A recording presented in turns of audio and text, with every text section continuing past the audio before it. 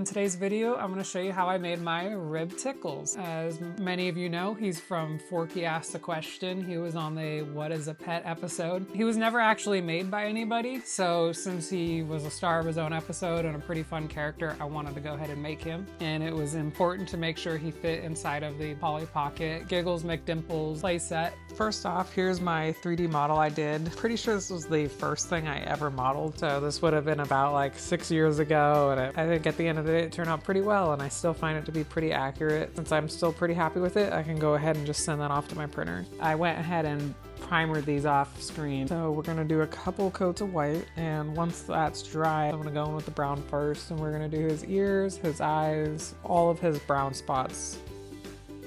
And now that we've got all the brown coats done, we can move on to the blue. I'm going to just paint on the hat, paint on his short, and I'm gonna start going in with the light blue to do his shirt. And this is where I realized I forgot to paint everything, and I thought this would be the last time I'm going back, but now that we for sure have all the brown, well, much brown as I thought I did. He also had little paw pads that I had to go back and paint, so you'll see those later. But the eyes are always the most stressful part. I'm gonna do his feet, his belt, and his eyes, his nose, and his mouth. And the mouth is so hard too since it's so like small, so you can see I'm just really taking my time with it.